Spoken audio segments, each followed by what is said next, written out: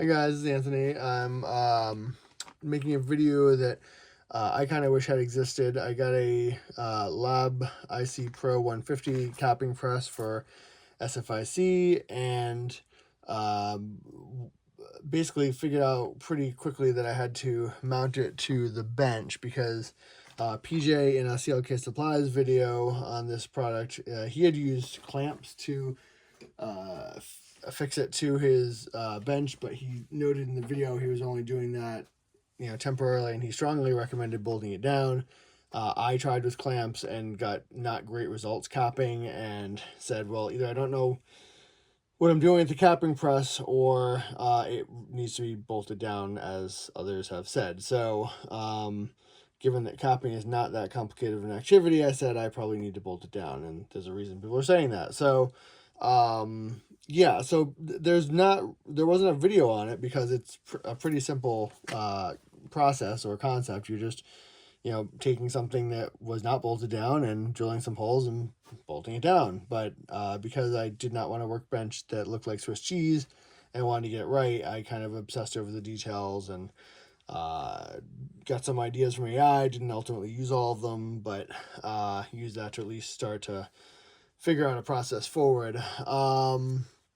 Let's see, a couple of minor things. So, the first thing that I had to figure out was, I knew I needed bolts, and I said, well, how wide do the bolts need to be? Well, all right, so they came with 5 holes on this side, and then there's only 1 hole on the other side. But anyway, that ended up being good because one of the things, well, we'll get into that in a second, but basically, so I measured the diameter of the holes using the inside part of the calipers here, because that's what I had handy. I could have just used a ruler, I guess, but anyway, so I checked this and got, I think last time I did it was pretty much, it was just about half point, 0.500. It was anywhere from that to that. So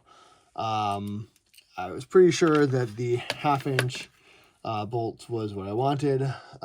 So that would be the width of the bolts, but then the length, well, that varies. So I measured this, and this is, I think, 2 inches. I had a ruler around here somewhere, yeah. So that was 2 inches. Here we go. Just shy of 2 inches, just shy of 2 inches. And then my actual bench, the thickness of that is only 1 inch. So, simple addition means that my bolts need to be at least 3 inches, but you need them to protrude from the bottom of the bench so that your nuts have something to grab onto. So I figured 3.5.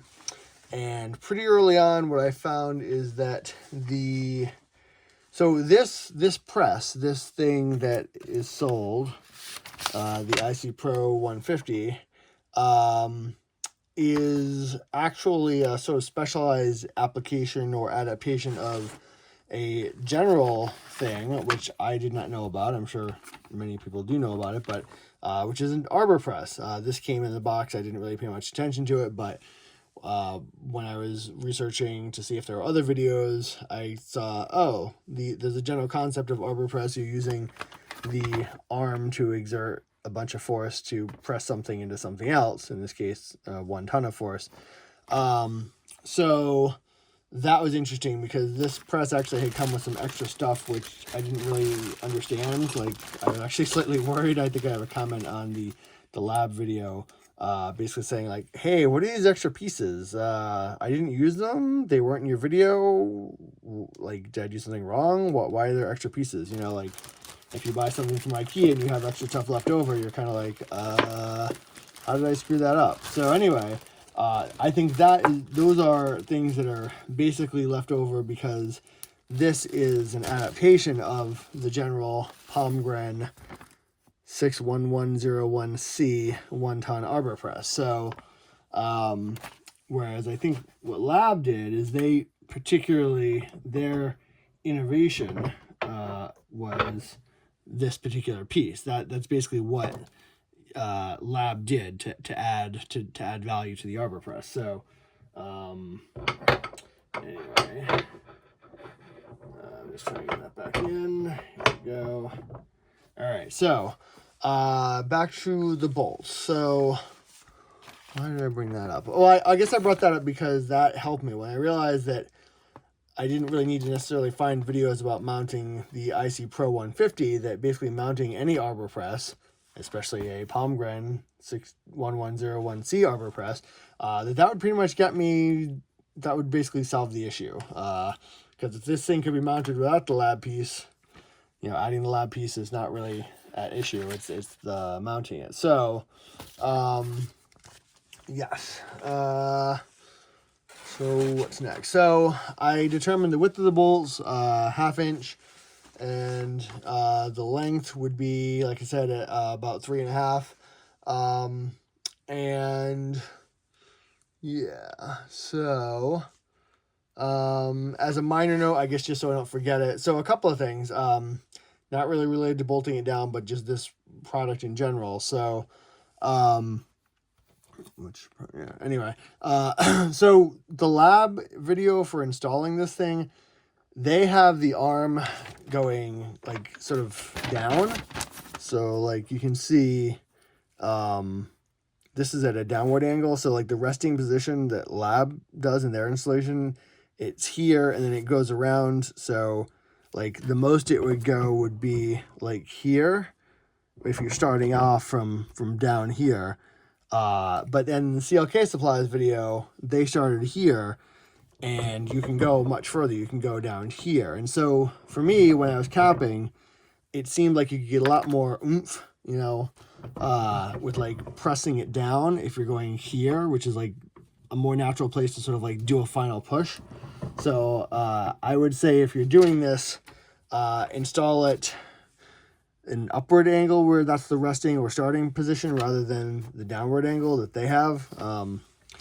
It just, your mileage may vary, but that's what I did. I actually had originally installed the lab way and then had to, I mean, it's not a big thing. You just kind of unscrew this, but you know, it's a pain in the ass if you thought it was done and then you discover it's not done. So anyway, and then the other thing that I did, again, in my minor side notes, is you may notice that the arbor press, you know what, not even the arbor press, the standard handle here looks a little different. In fact, it looks a lot like this. I paid whatever ridiculous amount of money for the extended handle, the LCP Lima Charlie Papa 001H Hotel longer handle, just so you can get more leverage. You know, it's simple lever stuff, because yeah. So anyway, and I think it was worth it. A couple of minor notes. All right, anyway, back to nuts and bolts. So all right, so I feel pretty good about getting, so basically you need the bolts, washers for the top. I don't know if those are strictly necessary, but I think they're a good idea. And then on the bottom, you need washers, it goes through, and then you need washers, wide washers like these. I think they're called fender washers. And then you need the nut. And you need the washers in the bottom are especially important because you want to spread the force of the nut being tightened widely. Oh, here we go. Here's a perfect example. These are the extras, because even though I knew I had 3 bowls, for some reason, I guess the hardware store was closing, I said I'd rather buy an extra, but it helps with this video. So yeah, so you want the wide washers that you can get down at the bottom to spread the force over the wood. So without this washer, this nut would be, would almost kind of crush and compress and not even break through some of the wood. So you definitely want a wide washer. And then this is, well, I'll get into that in a second. That's a regular size split washer, but I'll get into that in a second. So maybe I could lean that up. All right, so let's see.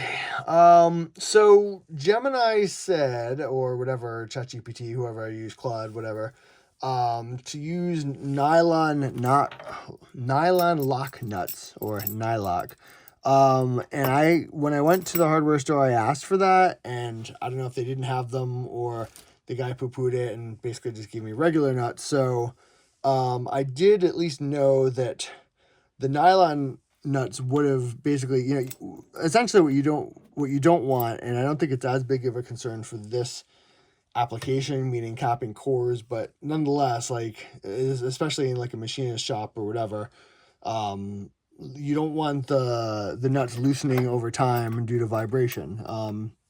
You know, in theory, depending on how many cores you do, maybe that's a factor. And, you know, if you have you know, a wire brush rotating, you know, any other kind of vibration on the bench, so you'd like to prevent the vibration from loosening the nuts over time, because then your capping press will move and yada yada. So that's not good. So I didn't get nylon lock nuts, but I did at least get these split washers, which serve the same purpose of preventing that nut from loosening over time due to vibration. So I recommend one of those, either the nylon lock nut, and then I guess you don't need this split washer, or do what I did, get a regular nut and the split washer and then the wide fender washer. So, and again, I do feel that's like pretty important for the bottom, where it'll be against the wood versus the top, where I think it's a good idea, but I guess in theory it's not quite as necessary because this is metal. But anyway,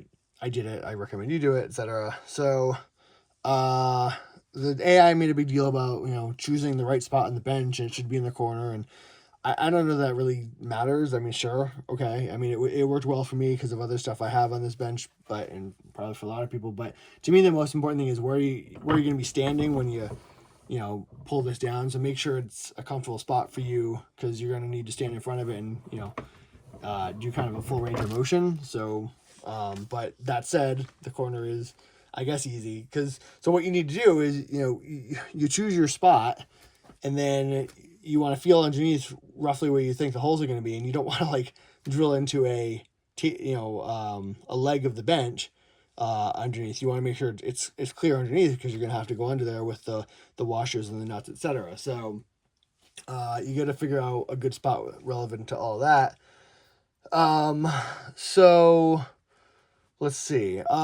So originally, what the AI recommended and what I thought I was going to do, the AI was like, oh, well, you know, put your arbor press where you want it to be, and then reach down and mark it, and then move it, and then drill one hole, and then put it back and mark the next one. And like, I think that's like a great idea in general. When it also said like start with a small hole and then widen it, and yeah, that's a good idea in general.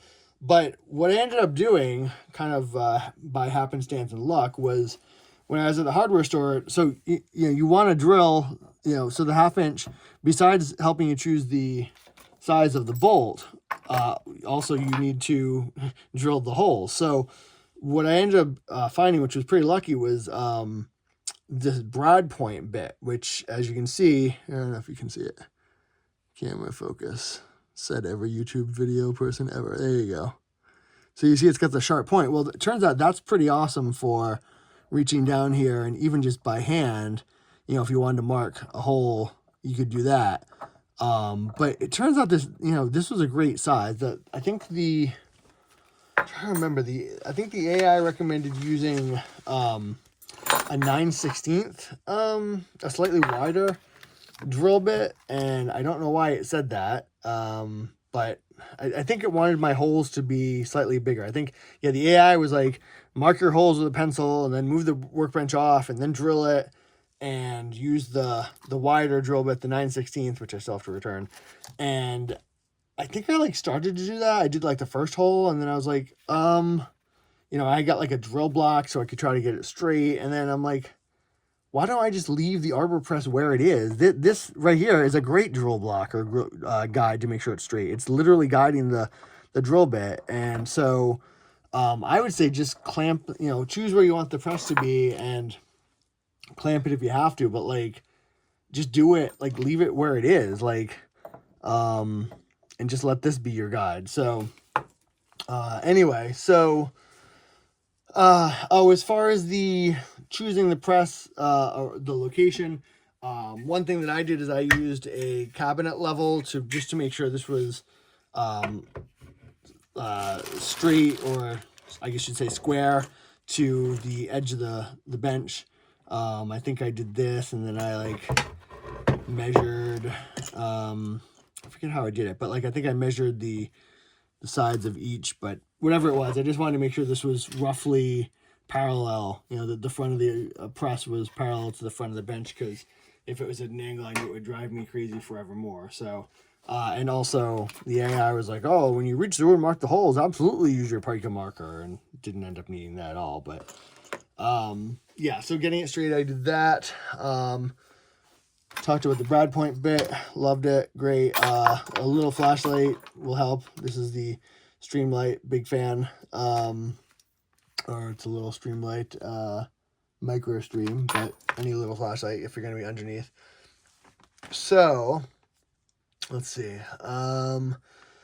The AI was all concerned about blowout on the other side of the holes. I don't really know that blowout of the hole when you're coming through with the drill bit on the underside of the bench really matters. You're on the underside of a bench, who's seeing it. But if it matters to you, I mean, I did it because whatever, but I don't think it was really necessary. You know, put a piece of scrap wood under there so that when you go through, you're going through into the scrap wood, and then that's where the blowout happens. It's a minor point. I don't think it really matters. So I'm just reviewing my notes. Let's see. I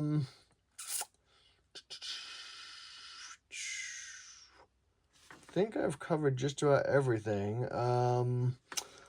The AI recommended, and it's probably a good idea, that before you tighten the final bolt, that maybe you sort of put this down just to make sure it's kind of like where you want it to be. I don't really know if that matters, but I think I did it. I don't know. So anyway, so you drop each bolt through. So, you do the, let's take this through. So you do the top washer. If you have a choice of washers, it looks like I had one that was slightly wider. I'd save that for the bottom. But you do this, and then, at this point you've drilled the hole, so this will go all the way down.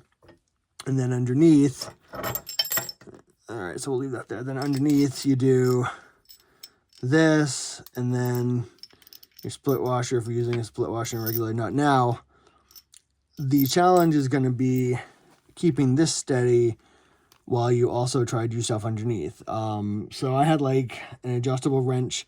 I was reaching around over the top of the bench, holding it with one hand, and then underneath, obviously putting the washer on is no big deal. The split washer, no big deal.